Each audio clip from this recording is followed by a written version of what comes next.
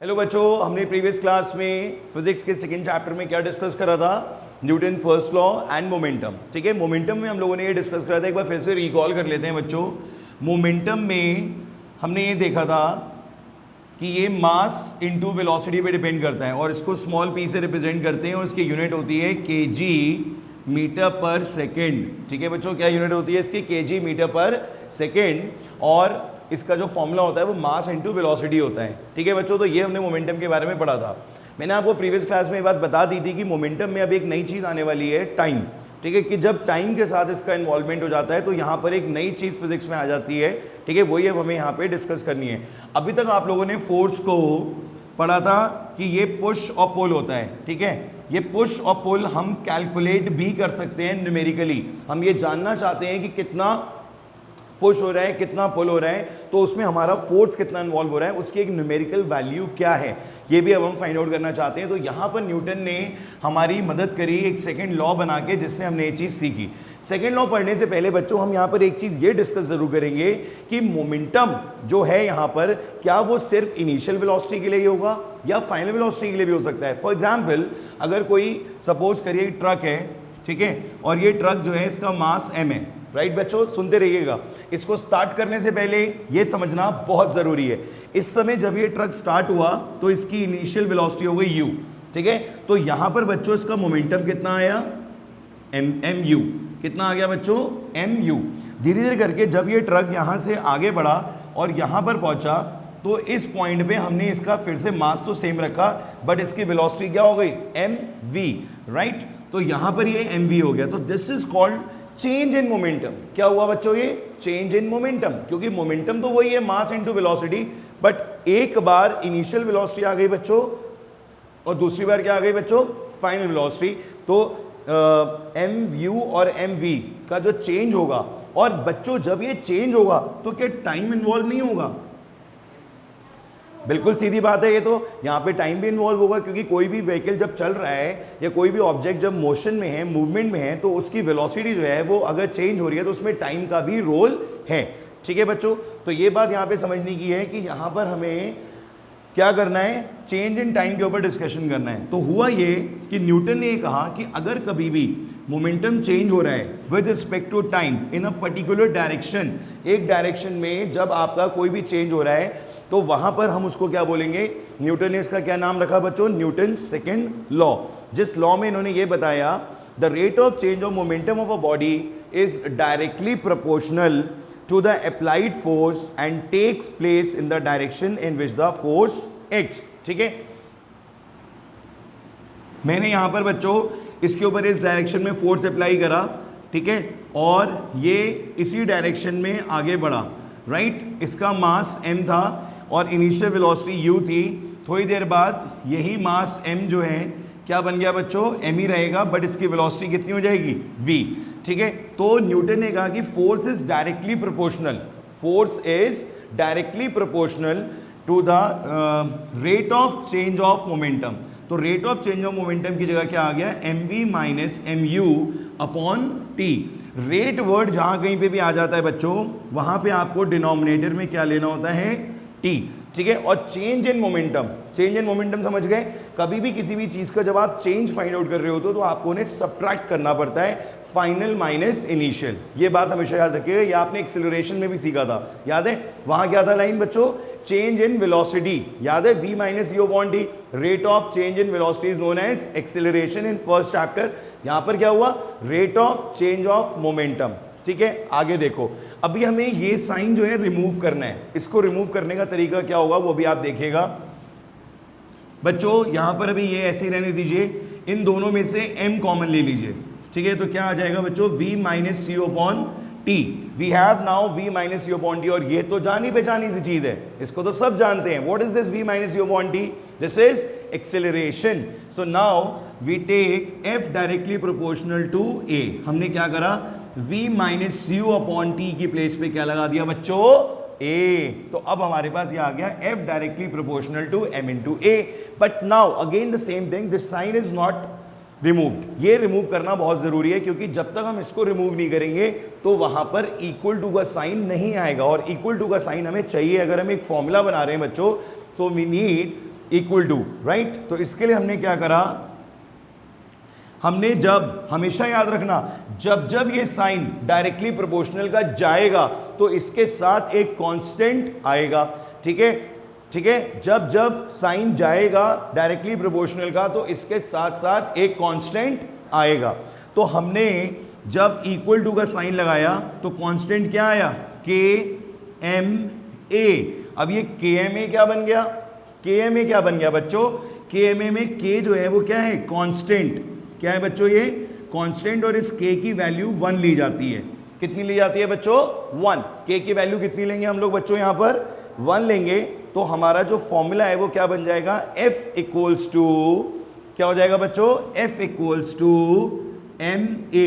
ये हमारा final formula आ जाएगा, F equals to M A, ठीक है। तो अगर कभी भी आपको अब फोर्स कैलकुलेट करना है, इस बॉडी का फोर्स कैलकुलेट करना है, तो आपके माइंड में क्या फॉर्मूला आना चाहिए, एम ए। सो बच्चों, now we know how to calculate force. We better know how to calculate force with the help of Newton's second law. F stands for force, M stands for mass, and बच्चों A अपना वही पुराना acceleration, right बच्चों, A is acceleration.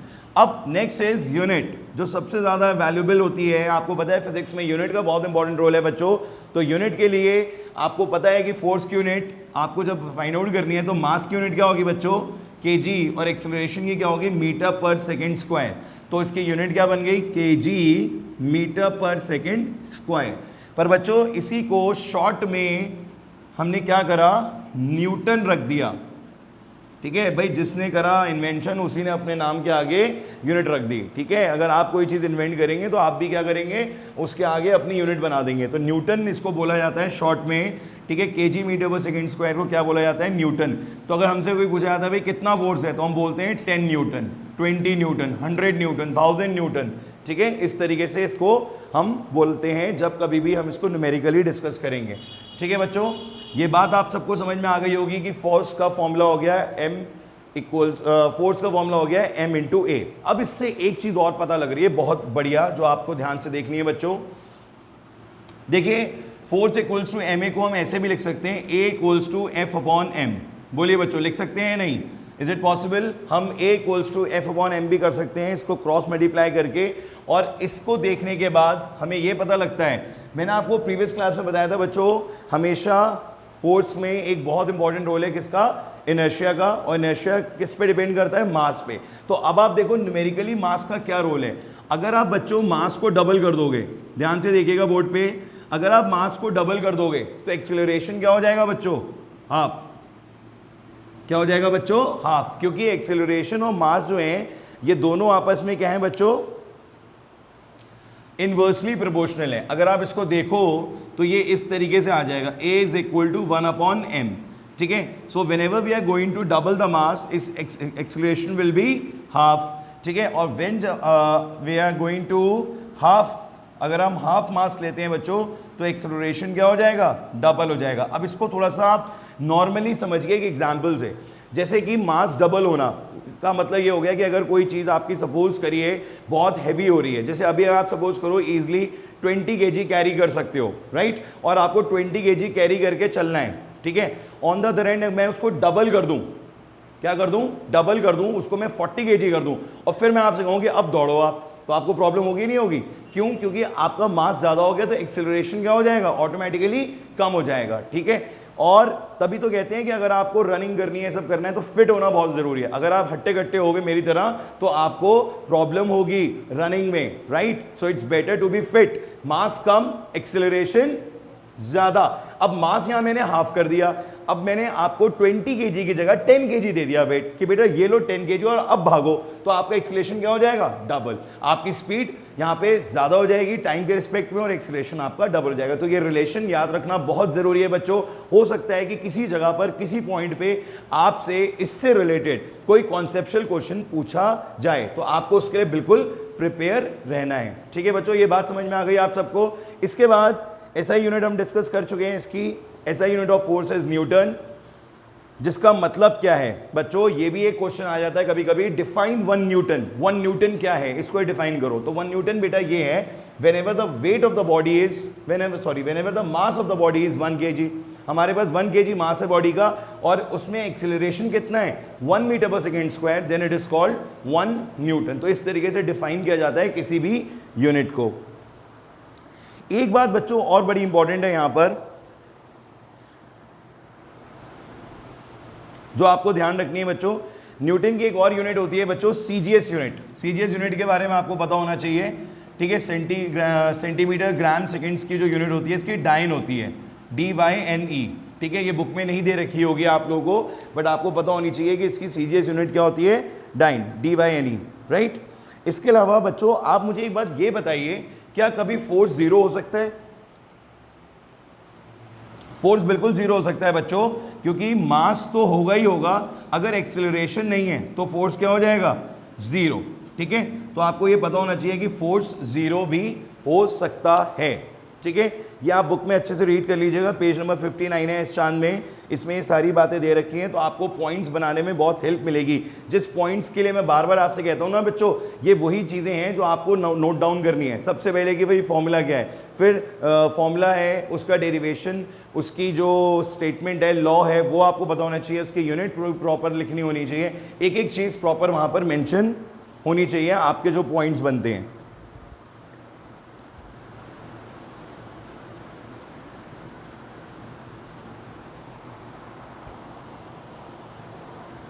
बच्चों एक तरीका और है यहाँ पर कि एक्सेलरेशन हमारा जो है वो कैसा हो जाए बच्चों, कांस्टेंट हो जाए। ऐसा होता है ना, यूनिफॉर्म एक्सेलरेशन जब हो जाता है तब भी हमारा फोर्स जो है वो क्या हो जाएगा यहाँ पर, जीरो। ये आप अंडरलाइन कर लीजिए, it's a very important line. ये यहाँ पर दे रखे है, the first law of motion discuss earlier is in fact the special case of Newton second law, because when the applied force is zero then the acceleration is also zero and the body remain in the state of rest or of uniform motion। अगर uniform motion कर रहा होगा तो बच्चों वहां पर भी आपका एक्सेलरेशन जो है जीरो हो जाएगा। आप सबको पता है कि यूनिफॉर्म मोशन के केस में वेलोसिटी जो है वो क्या हो रही है बच्चों, सेम रह रही है, इसीलिए यहाँ पे एक्सेलरेशन क्या हो जाएगा, इसका जीरो हो जाएगा, ठीक है। तो ये भी पॉइंट अंडरलाइन कर लीजिएगा, इट्स वेरी इंपॉर्टेंट। इसके बाद एक छोटी सी चीज़ और रह गई बच्चों, उसके बाद हम कुछ लाइव एग्जांपल्स देखेंगे न्यूटन सेकेंड लॉ पे बेस्ड, जो हमारे लिए बड़े काम आएंगे, ठीक है।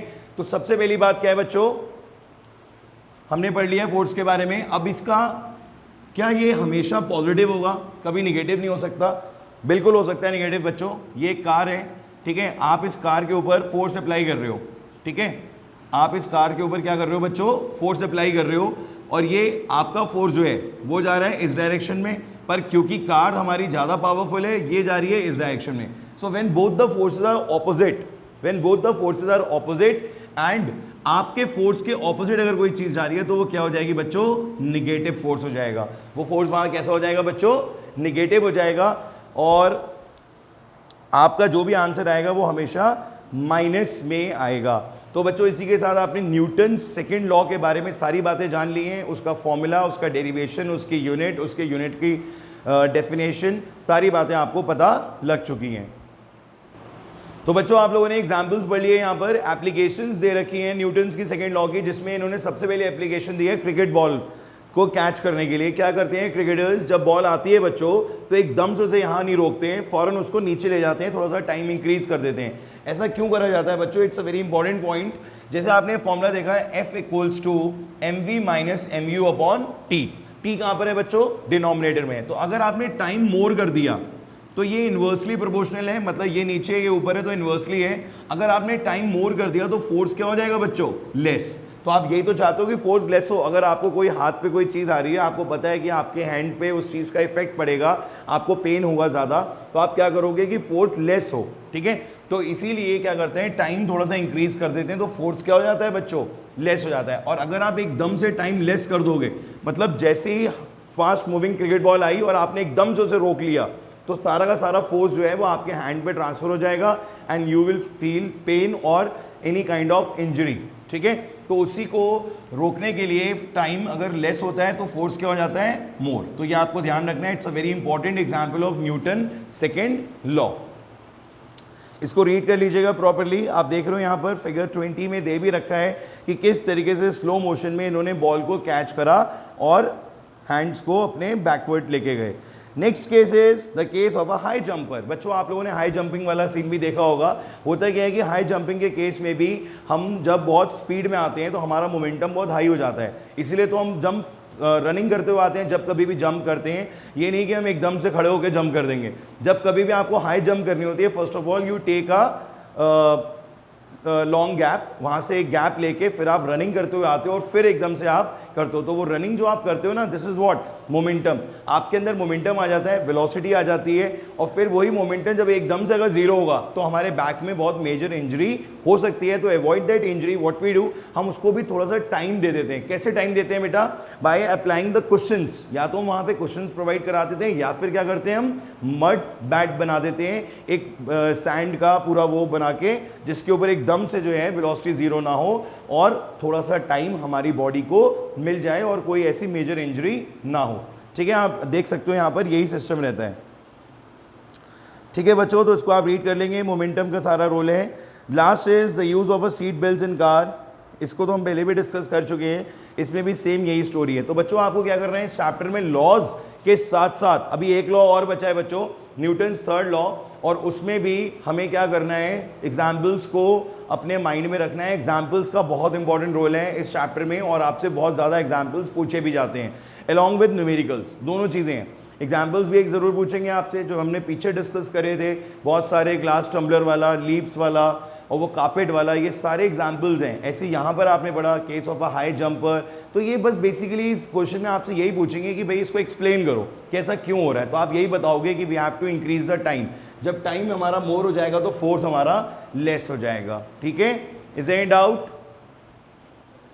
सीट बेल्ट में भी देखते हो बच्चों आप लोग, थोड़ी सी फ्लेक्सिबिलिटी होती है। ऐसा नहीं है कि बिल्कुल ऐसे टाइट हो गई कि इसे लॉक कर दिया कि हम हिल भी ना पाएँ, उससे भी हमारे इंजरी हो सकती है। थोड़ी सी फ्लेक्सिबिलिटी होनी ज़रूरी है, टाइम मिलना ज़रूरी है एट द टाइम ऑफ कोई अगर एकदम से जर्क लगता है। ठीक है, समझ में आ गया बच्चों? अब न्यूमेरिकल स्टार्ट करेंगे हम। पहला प्रॉब्लम देखिए आप, सैम्पल प्रॉब्लम जो दे रखा है, this is very easy.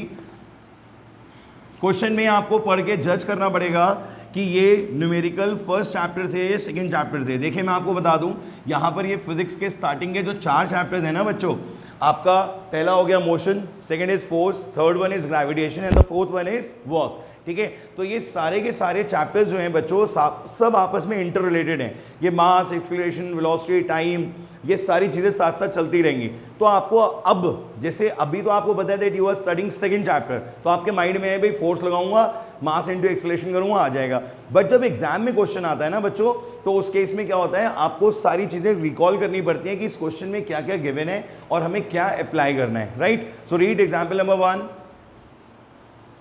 Force दे रखा है, फोर्स पूछा है आपसे, एक्सेलरेशन 4 है, मास 6 kg है। तो बहुत इजी क्वेश्चन है बच्चों।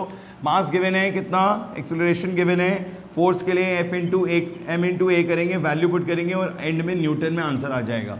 ये तो सारे बच्चे कर लेंगे। सैम्पल प्रॉब्लम नंबर 1 फ्रॉम एहसान, पेज नंबर 61। हम पेज नंबर 61 की बात कर रहे हैं, वहीं पर सारे एग्जाम्पल्स दे रखे हैं बच्चों। सैम्पल 2 रीड करिए। सैम्पल 2 में कहता है what is the acceleration when the force is 12 and the mass is 3। Force बच्चों सैम्पल प्रॉब्लम 2 में 12 न्यूटन दे रखा है, मास 3 kg दे रखा है और एक्सेलरेशन पूछा है हमसे। फॉर्मूला यही है बच्चों, F equals to M into A, so it will be F upon M is equal to A। F कितना हो जाएगा बच्चों 12 और M कितना हो जाएगा 3, तो ये आ जाएगा 4, तो A कितना आ जाएगा बच्चों 4 मीटर पर second square. So simple, right. Next question read करिए बच्चों, read the next one, sample problem number 3।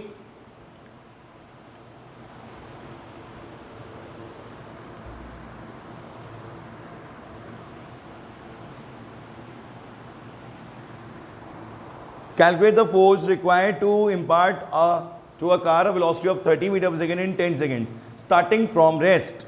Okay, the mass of the car is 1500 kg. अब बच्चों कुछ कुछ क्वेश्चंस ऐसे होंगे जो आपने फर्स्ट चैप्टर में बच्चों पढ़ा था, इक्वेशंस ऑफ मोशंस, याद है आप लोगों को, उनका भी यूज हो सकता है।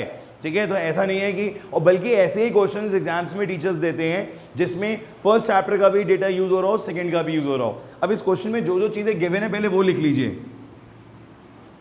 मास दे रखा है कार का 1500 kg, ठीक है, स्टार्टिंग फ्रॉम रेस्ट, रेस्ट का मतलब u हो गया 0, सबको पता है ये बात, u की वैल्यू क्या आ जाएगी 0, और v कितना दे रखा है 30 मीटर पर सेकेंड इन 10 सेकेंड्स, v हो गया बच्चों 30 मीटर पर सेकेंड, टाइम हो गया 10 सेकेंड्स, ठीक है। तो ये सारा डेटा हमारे पास आ गया है। अब हमें क्या करना है बच्चों, सबसे पहले अगर हमें किसकी ज़रूरत है, फोर्स पूछा जा रहा है हमसे, फोर्स कैसे आएगा, m इंटू ए से, एक ना चेन बनाया करो, फोर्स पूछा है तो फोर्स कैसे आएगा, मास और एक्सेलरेशन से। मास हमारे पास गिवन है क्वेश्चन में, क्या नहीं है, a। अब a फाइंड आउट करने के लिए क्या करना पड़ेगा, फर्स्ट इक्वेशन ऑफ मोशन, कौन सी इक्वेशन यूज करनी पड़ेगी बच्चों, फर्स्ट, जो फर्स्ट चैप्टर में पढ़ी थी आप लोगों ने, that is v is equals to u plus a T.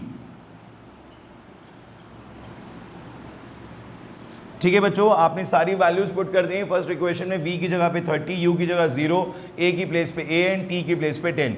Solve करा तो 30 is equals to 10 times of t आ गया, कट के t कितना आ गया 3 सेकेंड्स। तो बच्चों टाइम कितना आ गया, सॉरी a यहाँ पर a आएगा, t नहीं आएगा, a कितना आ गया बच्चों 3 मीटर पर सेकेंड, कितना आ गया बच्चों 3 मीटर पर second square. So the value of a 3 metre पर सेकेंड स्क्वायर, जो फर्स्ट इक्वेशन से हमें मिल गई है। अब टाइम है फोर्स कैलकुलेट करने का बच्चों। फोर्स के लिए क्या करोगे, आप डायरेक्टली वैल्यू पुट कर दो, mass is 1500 and this is 3, so the result is 4500 Newton. ठीक है बच्चों, तो इतना फोर्स रिक्वायर्ड होगा 4500 न्यूटन। आया समझ में बच्चों ये क्वेश्चन। नेक्स्ट क्वेश्चन ट्राई करिए, सैंपल नंबर 4, पेज नंबर 62 फ्रॉम एस्ट्रान। आज हमारा टारगेट है बच्चों कि हम सारे न्यूमेरिकल्स जो हैं सैम्पल प्रॉब्लम्स क्लियर कर देंगे। नेक्स्ट क्लास में हम स्टार्ट करेंगे न्यूटन्स थर्ड लॉ, राइट, और उसके एग्जांपल्स करेंगे। उसके बाद law of conservation of momentum, उसी के बाद हमारा यह चैप्टर जो है वो फिनिश हो जाएगा। Then we will start the third chapter gravitation. Okay, देखिए बच्चों, सैम्पल प्रॉब्लम नंबर 4 रीड किया आप लोगों ने। सैम्पल 4 में क्या कह रहे हैं, आपको एक डायग्राम भी गिवन है बच्चों, इसमें उस डायग्राम का भी रोल होगा, तो उसको भी ध्यान से स्टडी करिए और फाइंड आउट करिए चीज़ें जो कहना चाह रहे हैं। सबसे पहले बोला है कि स्पीड टाइम ग्राफ है, मास है 1000 kg। बच्चों मास कितना है इसका, 1000 kg, ठीक है, ये इसका मास है। कहते हैं what is the distance travel by the car in the first 2 seconds. अब आप देखिए बच्चों, अगर ये ग्राफ दे रखा है, दिस इज 15, ये 1, ये 2, 3, 4, 5 एंड 6 तक है बच्चों, ठीक है, ये पॉइंट है, इसको ज्वाइन कर दिया, ये आ जाएगा 5 तक, फिर ये आ जाएगा point, this is C, this is D, this is B and this is A, right. अब कह रहे हैं कि फर्स्ट 2 सेकेंड्स में कितना डिस्टेंस ट्रैवल करा है। बच्चों डिस्टेंस ट्रैवल के लिए हम जानते हैं कि एरिया ऑफ ट्राइंगल कर देंगे हम, ठीक है। तो हमें क्या करना है, हाफ बेस, बेस कितना है 2, right, base is 2 and height is 15। Solve होके कितना आ गया 15 मीटर्स। कितना आ गया बच्चों distance travel 15 metres. Any doubt. इसके बाद इन्होंने पूछा हमसे फोर्स। फोर्स कहाँ का पूछ रहे हैं ये लोग, विद इन 1 सेकेंड जो फोर्स अप्लाई हुआ है हमें वो बताना है। अब बच्चों मैंने आपको बताया था कि फोर्स के लिए हमें हमेशा क्या चाहिए, मास एंड एक्सेलरेशन, ठीक है। We have mass but we don't have acceleration, but अगर मुझे डायग्राम से एक्सेलरेशन फाइंड आउट करना है तो मैं यूज़ करूँगा स्लोप। याद आया बच्चों स्लोप।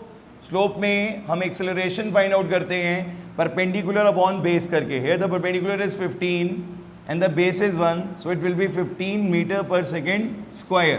कितना आ जाएगा स्लोप 15 मीटर पर सेकेंड स्क्वायर। और क्योंकि ये रिटार्डेशन हो रहा है हमें दिख रहा है, तो इसीलिए आप ए कितना लोगे -15 मीटर पर सेकेंड स्क्वायर, और फोर्स हो जाएगा m इंटू ए। तो बच्चों मास कितना है 1000, ए कितना है -15, सो it will B -15,000 Newton, right.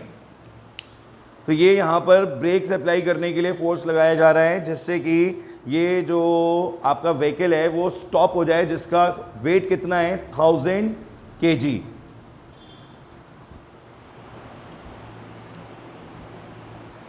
तो बच्चों सैंपल 5 देखिए, page number 62। It's a very important question, exams में जनरली ये क्वेश्चन आता है। रीड करिए सारे स्टेप्स, स्टेटमेंट रीड करिए, क्या दे रखी है, क्या क्या चीज़ गिवन है, पहले वो लिखिए, फिर क्या फाइंड आउट करना है उसकी प्लानिंग बनाइए पूरी। न्यूमेरिकल्स बच्चों हमेशा प्लानिंग के साथ किए जाते हैं, ठीक है, तभी आपके रिजल्ट्स ठीक आते हैं एक बार में। क्वेश्चन में इन्होंने बोला है truck starts from rest, rest का मतलब यू हो गया 0। Sample problem number 5, very important, very important, right. You कितना हो गया 0। rolls down a hill with constant acceleration, it travels a distance of 400 metre. कितना डिस्टेंस ट्रैवल करा इन्होंने 400 metres in a 20 seconds. Time कितना लगा है बच्चों 20 सेकेंड्स। आगे कहता है find its acceleration and force in 7 metric ton. Force पूछ रहा है, मास कितना दे रखा है 7 मेट्रिक टन। अब मेट्रिक टन को जब आप केजीज में कन्वर्ट करोगे तो कितने जीरोस आ जाएंगे बच्चों, बोलिए 7000, मतलब 1000 से मल्टीप्लाई करके आप इसे केजी में कन्वर्ट कर देंगे। अब सबसे पहला टास्क एम और ए होता है, तो एम तो हमारे पास है, फिर से हमें ए फाइंड आउट करना है। ए के लिए अब इन तीनों को जब देखा तो हमारे माइंड में क्या आया, सेकेंड इक्वेशन। क्या आया बच्चों, सेकेंड इक्वेशन क्या है, S is equals to u t plus half a t square. क्यों आया ये दिमाग में, इसी पे डिस्कशन करना है बच्चों। इसलिए आया क्योंकि एक तो डिस्टेंस, एक टाइम और u 0 है, तो हमें इजीली क्या मिल जाएगा a। So now we are going to put the value 400, u 0, t भी 0 हो जाएगा, हाफ a हमें फाइंड आउट करना है, what about t, t is 20 into 20 हो जाएगा। ये कैंसिल हो गया, कितना आ गया 10। 400 इज इक्वल्स टू कितना हो गया ये 200a, ठीक है, ये भी कैंसिल हो गया, तो a कितना आ गया बच्चों 2 मीटर पर सेकेंड स्क्वायर। कितना आ गया बच्चों, a की वैल्यू कितनी आ गई 2 मीटर पर सेकेंड स्क्वायर, ठीक है। तो अब हमें अगर फोर्स कैलकुलेट करना है तो m इंटू ए में मास हो जाएगा 7000 और a कितना हो जाएगा 2, तो ये हो जाएगा 14000 न्यूटन, राइट। इस तरीके से आपको यहाँ पर इसका फोर्स मिल जाएगा। सैम्पल प्रॉब्लम 5 आई थिंक सबको समझ में आ गई होगी, ठीक है, इसको प्रैक्टिस कर लेना और ये ध्यान रखना कि इक्वेशन 2 का यूज़ क्यों हुआ, ठीक है। कोई भी चीज़ आपको यहाँ पे बच्चों लर्न नहीं करनी है, everything is very logical and very much acceptable. ऐसा नहीं है कि आपको कोई भी चीज़ ज़बरदस्ती यहाँ पे सिखाई जा रही है कि नहीं बेटा सेकंड इक्वेशन ही यूज़ करो। ये आपकी खुद की चॉइस होनी चाहिए। आपको डेटा को देख के ये चीज़ समझनी है कि अगर मेरे को u गिवन है, s गिवन है, t गिवन है, तो हमें थर्ड इक्वेशन यूज़ नहीं करनी है, सेकेंड करनी है, क्योंकि थर्ड इक्वेशन में t नहीं होता है। तो ये छोटी छोटी बातें अगर आप ध्यान रखोगे तो न्यूमेरिकल्स में कभी भी नहीं अटकोगे, ठीक है। Is it clear. अब आता है sample problem 6 which is very easy, I think you can do it by yourself. आपको सिर्फ कंपैरिजन करना है। एक्सेलरेशन एक बार 8 दे रखा है, मास m1 है, एक बार 24 दे रखा है, मास दे रखा है आपको m2, राइट। दोनों का मास निकाल के टोटल करना है एंड देन उसके बाद आपको फाइनल फोर्स फाइंड आउट करना है। और ऐसे ही सैम्पल प्रॉब्लम नंबर 7 भी बहुत सिंपल है, तो आप इजीली कर सकते हो बच्चों। एक बार ट्राई करिए सैम्पल प्रॉब्लम नंबर 6 सब लोग। बच्चों सैम्पल प्रॉब्लम नंबर 6 को डिस्कस करते हैं। इसमें कह रहे हैं कि फोर्स दे रखा है आपको 5 न्यूटन, राइट। ये m1 एक मास है और एक m2 मास है, दोनों पे अप्लाई किया जा रहा है। ये मासेस हमें नहीं मालूम है, कह रहे हैं अगर हम इन दोनों मासेस को कंबाइन कर दें, राइट, इन दोनों मासेस को हम कंबाइन कर दें तो कितना फोर्स रिक्वायर्ड होगा, सॉरी कितना एक्सेलरेशन रिक्वायर्ड होगा, वो हमें बताना है। तो पहले क्या करेंगे बच्चों, यहाँ पर इन्होंने हमें इनके एक्सेलरेशंस दे रखे हैं। m1 के लिए इंडिविजुअली कितना आ रहा है, a1 आ रहा है बच्चों 8 मीटर पर सेकेंड स्क्वायर और a2 आ रहा है 24 मीटर पर सेकेंड स्क्वायर, ठीक है बच्चों। ये गिवन है यहाँ पर 8 एंड 24। तो हम इंडिविजुअली इनसे पहले मासेस कैलकुलेट करेंगे। अब m1 कैलकुलेट करने के लिए क्या करना पड़ेगा, f upon a1, f is 5, a1 is 8 kg, ठीक है, अभी इसे पॉइंट्स में कन्वर्ट कर लीजिएगा। Then for m2 F/A2 this is 5/24 kg, ठीक है। इन दोनों को जब आप पॉइंट्स में कन्वर्ट कर लोगे तो फिर इनके जो भी वैल्यूज आएंगे, एक आ रहा है 625, एक आ रहा है 208, 0.625 kg and this is 208 kg, ठीक है। अब total mass, now time to calculate total mass में आप m1 प्लस m2 कर दोगे तो 0.625 में ऐड हो जाएगा 0.208 और यहाँ पर आपको kg में आंसर मिल जाएगा, ठीक है। इसके बाद एक्सेलरेशन फाइंड आउट करना है and applying the same force. इन्होंने आपसे क्या पूछा था कि जब दोनों ऑब्जेक्ट्स को आप कंबाइन कर दोगे और फोर्स 5 न्यूटन रहेगा तब एक्सेलरेशन कितना होगा, ठीक है। पहले इंडिविजुअली निकाला, इंडिविजुअली से मासेस निकाले दोनों के, फिर दोनों को कंबाइन करा और फोर्स वही है अभी भी 5 न्यूटन। अब बताओ कितना एक्सेलरेशन होगा। तो again we apply the same formula F equal to ma, this m is total mass. ये कौन सा मास है बच्चों? टोटल मास है। सो इट विल बी, जो भी यहाँ पे वैल्यू आएगी वो पुट कर देंगे। F इज अगेन 5, आपको क्रॉस मल्टीप्लाई करके डिवाइड करके एक्सेलरेशन मिल जाएगा बच्चों। आंसर आ रहा है 6 मीटर पर सेकेंड स्क्वायर। कितना आंसर आ रहा है बच्चों? 6 मीटर पर सेकेंड स्क्वायर। तो इसी के साथ आपके 6 सैम्पल प्रॉब्लम्स हो गए हैं। 7th वाला आपको ट्राई करिएगा, दिस इज वेरी इजी। तो इस चांस से आज हम लोगों ने पेज नंबर 64 तक सब कंप्लीट कर लिया है। नेक्स्ट क्लास में हम स्टार्ट करेंगे Newton's third law with its applications. Third law तो बड़ा सिंपल है, अभी बता सकता हूँ, every action is equal opposite reaction. सुना भी आपने बहुत बार होगा, जैसा करोगे वैसा भरोगे, राइट। सो अभी इसको फिजिक्स में किस तरीके से यूज़ करना है ये हम लोग देखेंगे नेक्स्ट क्लास में, और उसके बाद law of conservation of momentum और चैप्टर हमारा फिनिश हो जाएगा। सो आई होप आप लोगों ने आज की क्लास में सारी चीज़ें अच्छे से समझ ली होंगी, और नहीं समझ में आई है तो एक बार वीडियो देख के रिकॉल कर लीजिएगा। कहीं कोई बात ना समझ में आए तो मेरे से पर्सनली आप डिस्कस कर सकते हो, ठीक है बच्चों। Have a good time, God bless you.